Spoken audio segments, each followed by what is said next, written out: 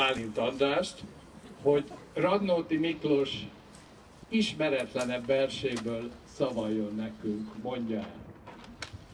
Szép volt rám nézni, nem tudtad, hogy hogy hívnak. Csak a megbeszélés, igen.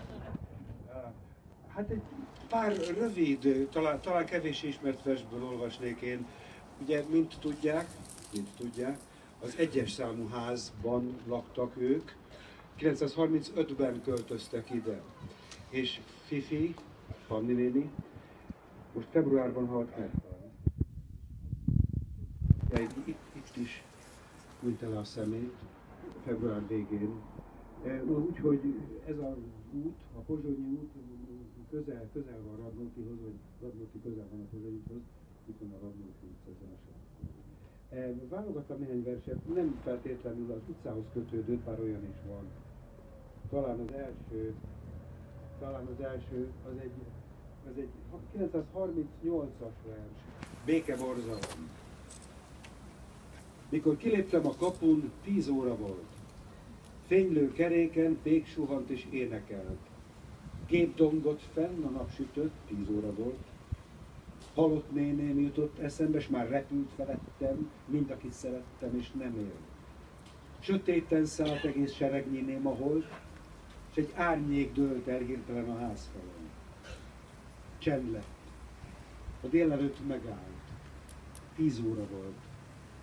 Az utcán béke lengett, és valami borzalmas.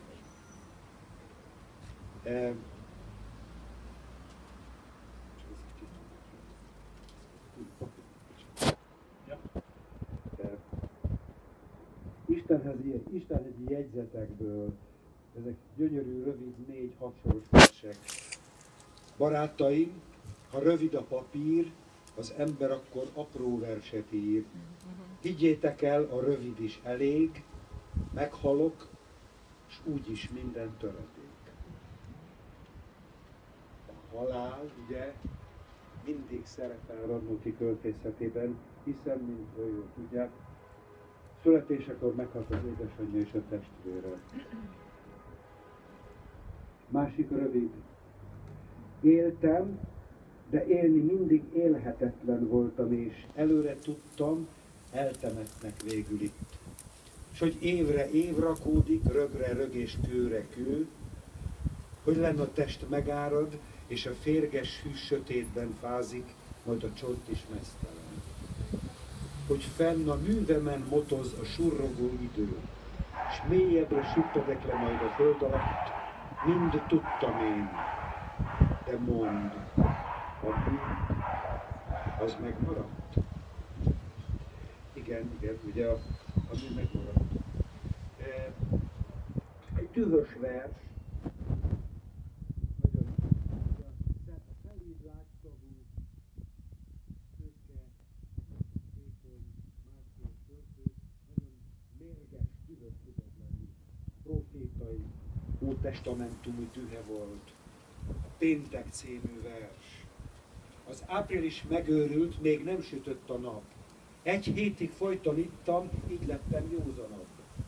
Az április megőrült, fagyott sohint marád. Egy író ír, s hetente eladja a hazát.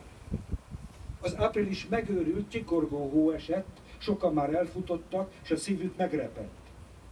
Az április megőrült, vonít a fagy felett. 3 barátom elment, s mindhárom elveszett.